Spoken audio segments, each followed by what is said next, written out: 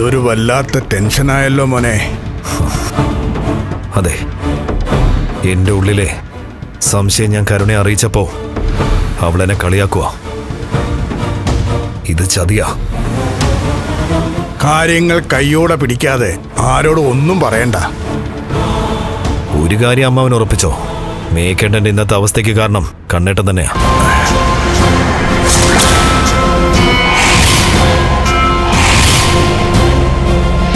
അതെ അമ്മാവ, അന്ന് അവരൊന്നിച്ച് യാത്ര ചെയ്തപ്പോ മാർക്കോടെ വരാൻ കാരണക്കാരൻ കണ്ണേട്ടനാ. കണ്ണേട്ടൻ അവനവിടെ വിളിച്ചു വരുത്തിയതാ. അങ്ങനെയെങ്കിൽ അവനൊരു ഭയങ്കര സാധനമാണല്ലോ മോനെ.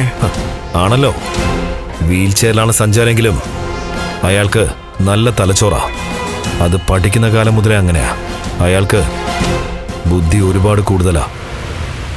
എല്ലാം നിന്റെ തെറ്റിദ്ധാരണയായിരിക്കണം എന്നാ നീ ഇത് പറഞ്ഞപ്പോൾ ഞാൻ പ്രാർത്ഥിച്ചത്. പക്ഷേ ഇപ്പോഴത്തെ സാഹചര്യമൊക്കെ വെച്ച് നോക്കുമ്പോൾ അതിനുള്ള സാധ്യത കുറവാ. ഞാൻ അയാളുടെ ക്യാബിനിലേക്ക് ചെന്നപ്പോൾ അവളവിടെ ഉണ്ടായിരുന്നെന്ന് ഞാൻ പറഞ്ഞില്ലേ. ആ ഓഫീസിലുള്ളവർ മുഴുവൻ കണ്ണേട്ടനെ അനുകൂലിക്കുന്നവരാ. അതുകൊണ്ട് സത്യങ്ങളൊന്നും പുറത്തു വരില്ല. എന്ന് മാത്രമല്ല, സംശയമുള്ള ആൾക്കാരെ അങ്ങേരെ അവിടുന്ന് പറഞ്ഞു വിട്ടു കഴിഞ്ഞു. അല്ലെങ്കിൽ തന്നെ കണ്ണനും ലക്ഷ്മിക്ക് അവകാശപ്പെട്ട കമ്പനിയിൽ നിന്ന് നിന്നെ ഒരു കാരണവശാലും ഒരിക്കലും ടെർമിനേറ്റ് ചെയ്യാൻ പറ്റില്ല. അതെനിക്കും അറിയാം. എന്നിട്ട് കൺസ്ട്രക്ഷൻ കമ്പനിയുടെ അംഗീകാരം കൂടുതൽ അവൾക്കാണ് ഉള്ളതെന്ന്. സൈനിങ് അതോറിറ്റിയെല്ലാം അവൾക്കാണ് കൊടുത്തിരിക്കുന്നതെന്ന്. നമ്മളെ മണ്ടന്മാരാക്കുന്നതിനൊക്കെ ഒരു പരിധിയില്ല അമ്മാവ.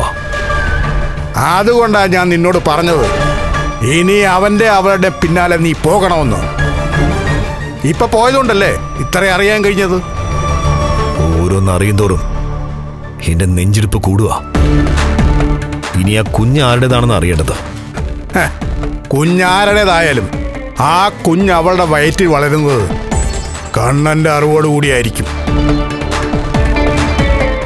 കാര്യങ്ങളുടെ പോക്ക് കണ്ടിട്ട് അതിനായിരിക്കും സാധ്യത കൂടുതൽ. ഒരു തീരുമാനം ഞാൻ എടുത്തിരിക്കാം. ഈ നാടകം വിഷുവിനപ്പുറം പോവാൻ ഞാൻ സമ്മതിക്കില്ല അമ്മാവ. മേഘേട്ടം വീണു. കരുണയുടെ അച്ഛനും ഏതാണ്ട് എല്ലാം അടുത്തിരിക്കുന്ന അവസ്ഥയിലാ. അങ്ങനൊരു സിറ്റുവേഷനില് ഞാൻ തന്നെ വേണം ഇനി മുന്നിട്ടിറങ്ങി എല്ലാം ചെയ്യാൻ. നീ അറിയുന്ന കാര്യങ്ങൾ അപ്പപ്പോ എന്നെ അറിയിക്കണം.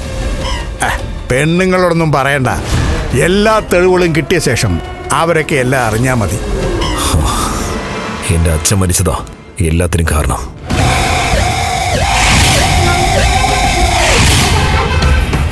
അച്ഛൻ ജീവനോടുണ്ടായിരുന്നെങ്കിൽ ഒരു കാരണവശാലും സ്വത്തുക്കൾ ഈ രീതിയിൽ കൈവിട്ട് പോയില്ലായിരുന്നു.